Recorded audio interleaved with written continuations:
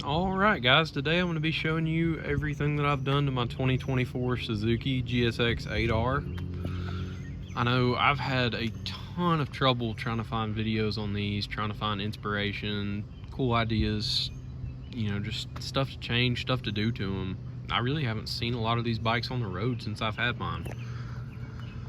But I still got a long ways to go, and so far I haven't really done a whole lot to it. Got the Amazon special tank grips.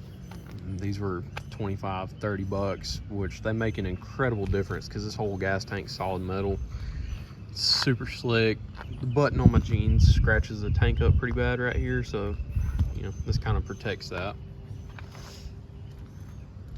Got some more Amazon special brake and clutch levers here. These are actually really great. I love them. They're breakaways. I think gold kind of matches the yellow pretty well. These are incredibly solid. The brake lever is. Clutch lever wiggles a little bit, but I think you're gonna have that with anyone.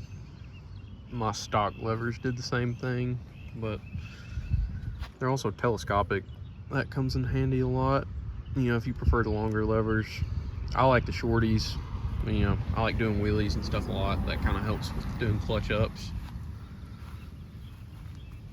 Got some little cheap stealth mirrors. The visibility with these isn't great, but it looks a lot better than the good old stock bunny ears.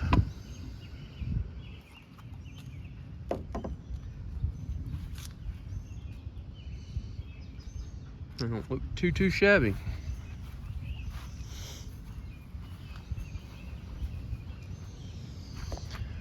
Come to the back fender here, I got the New Rage Cycles tail tidy. This thing is great. I love it. It really wasn't too hard to install. It looks amazing and it's super bright. I'll show that to you. That was about 250 bucks. Well worth it. Out of all the ones that I've found online, I know TST Industries makes a pretty good one that's like integrated into the actual fender here, but I like the look of this one. I like how flat, streamlined it is. Got that. Got some little cheap $30 underglow strips with a remote. Got them wired in the back. I've got them under the side over here by the engine. This wire kind of hangs a little bit.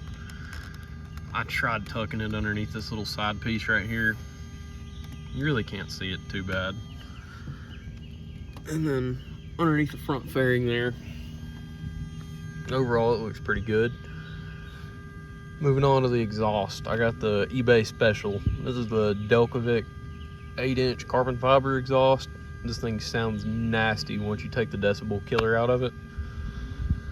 The only issue that I've had with it was the installation. It came with 0 instructions and I really couldn't find a good video on doing an install. If you'll look in here where the header bolts are, they are incredibly hard to get to. The one on the outside right here is not bad. The one right past it, like on the inside, in between the two pipes, was incredibly hard to get to. The only way that you can really access it without having to take the whole radiator and radiator fan off, which is even more of a pain in the ass, is get Allen keys, and you have to sit there and just turn it like a millimeter at a time. So that took me a good 2 hours to get this thing put on, but it sounds great. And for $500, really can't beat it. It's pretty.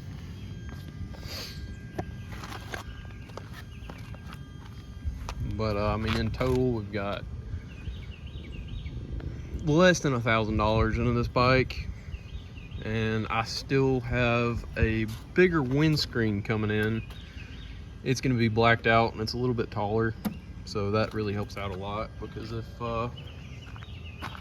any of you have these, or if you're thinking about getting one, that is the biggest complaint that I have with it, is the windscreen. It is super, super short, and it really doesn't give you any protection. So hopefully that new bubble windscreen, that'll help out a lot with that. Just kind of getting that air to go over your helmet a little bit better, because this thing rides about like a naked bike. But yeah, I mean, under $1,000 makes this thing a lot more user-friendly. And overall, I mean, it's fun, and it takes care of a pretty good bit of the things that I didn't like about the bike.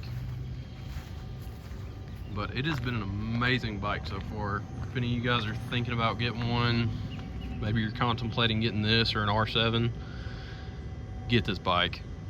This thing walks R7s all day long, and I don't even have a tune on it yet. It's, you know, top end, it's pretty similar, but takeoff and everything. I've raced tuned R7s with this thing. I know it's not really a race bike, but you know, you get bored, you want to mess around. This thing does it. Great bike, super comfortable. Just the seating position of it, that is one of the things that I'd like to change eventually about this bike, and make it a little more sporty. This one's set up, you know, stock. It's more of a sport touring bike, which there's nothing wrong with that. It's super comfortable on long rides, but I really wish these rear sets were up just a little bit higher. That way it had more of a sport bike feel to it. And they sell some rear sets. I plan on getting some soon that kind of fix that issue. And then other than that, really all that I want to do to it, TST Industries makes a full carbon fiber gas tank, and that kind of elevates this a little bit, makes it sit up, you know, where your stomach kind of touches it. You can lay over, get a little bit better of a tuck, because on this one it's really not there. I'm a bigger dude, and my stomach still doesn't touch the gas tank, you know, unless I'm like fully tucked in. Not really a huge fan of that, but it is comfortable. So I plan on getting that carbon fiber gas tank, different rear sets, and then I saw a guy at a bike meet a couple weeks ago, and I haven't been able to find any information or any help with this until I saw this guy's bike. He's got like 4 of these, and he races them in the twin class. And I need to get the product link from him and everything, but he actually found a set of clip-ons for this bike that make it feel like a sport bike, but you still have clearance to turn. Because if you were to just get online and order some random clip-ons for this, you can't turn the bike. They hit the side fairing, and yeah, can't really have that. So I plan on doing that. Carbon fiber tank and some different rear sets, and I think I'll be set up. But here, I'll let you guys hear this exhaust real quick, because it sounds beautiful. And the bike's already warmed up. I rode it home from work, so it's not quite as loud, but this thing is still vicious. Thing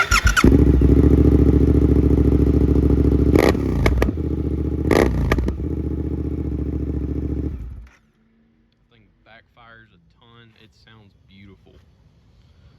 That was by far the best investment that I've made for this bike. The only exhaust that I've found that comes close to this one, and it's not really in the same price point at all, is the Toshi, however you want to pronounce it. Everybody says it differently. That exhaust, it sounds, I like the way that it sounds a little bit better than this one, but it is like $1,200, whereas this one's $500 for the full system. That install took a while, but it's been great. I love it so far. It's got the O2 sensor plug-in right here, and it claims that you don't need any kind of tuning to run this exhaust, which, I mean, so far I haven't had any issues out of it. You know, no check engine light, nothing like that. It sounds great, turns heads, makes this thing not sound like an angry leaf blower. But yeah, so that's pretty much all I've done to it so far, and a couple of things that I plan on doing to it soon. But these are great bikes. If anybody's thinking about getting one, I highly suggest you do so. I mean, yeah, I get it. It doesn't do 170. It's not supposed to. It's a twin. It is a 2-cylinder engine. Yes, a ZX6 is faster, R6. But I mean, whenever you get into the twin bikes, this one by far I think is the best. Probably my favorite. They got several different color options out now since this one's came out. They've got a black one. It's the 2025 model. It is gorgeous. Whenever I picked this one up, the only colorways they had out were the black and yellow. They had the black and like Suzuki baby blue, which I didn't care for. And then the one I was originally gonna get, it was this really pretty like black and gunmetal gray with red rims. It was gorgeous, but I went to buy it and the guy told me that they had a recall on that paint scheme, and I could either pick a different color or I could wait until they lifted the recall on those. So I went with the black and yellow. I wasn't a fan at first, but it's kind of growing on me. My little bumblebee bike. But I mean, for what it is an amazing machine. I've rode this thing a couple 100 miles to Florida and back. I live in Alabama, and I didn't have any issues out of it. It's, for the most part, fairly comfortable, and it's got plenty of power to do anything you want to do on it. Like I said, for all you straight line warriors, this is probably not the bike for you. But if you like going on longer rides, hitting canyons, this thing corners amazing. The torque on this thing is incredible, and that's really the big bonus of a twin. You know, all the power on these bikes is in the bottom end, and that thing, the front wheel likes to come up so much. I mean, you're not going to be ripping power wheelies down the interstate, but first and second gear, first gear power wheelies all day, don't even have to touch the clutch. Like dangerous. This thing will flip you off of it. But second gear clutch ups, I'm not the greatest rider in the world, but I can pull this thing up doing about 45. Comes up beautifully, no effort.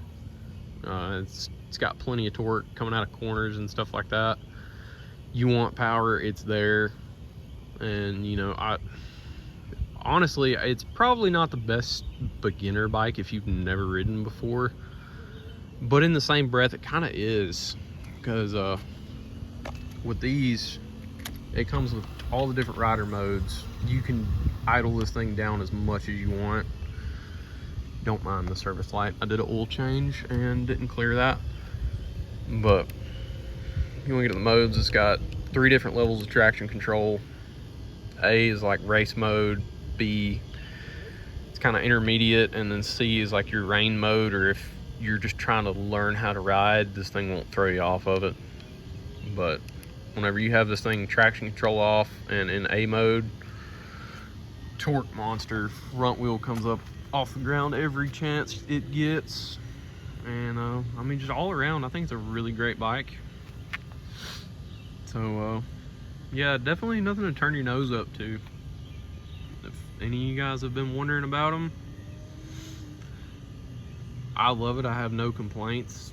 I've had several bikes, and by far this one's my favorite. It's so smooth, and it's got that quick shifter and auto blip on it. Now the upshifting is very, very smooth. You just stay on the throttle, upshift. Downshifting, you let off the throttle, click down. It'll kind of rev match for you, but the downshifting's very, very clunky on it. Not a fan of that. But other than that, no issues, and I highly suggest you go pick one up if you're thinking about it. But anyways, this is everything I've done to it for under $1,000, and it's on its way to becoming a cool little project bike. But anyways, thank you guys for watching, and y'all have a good day.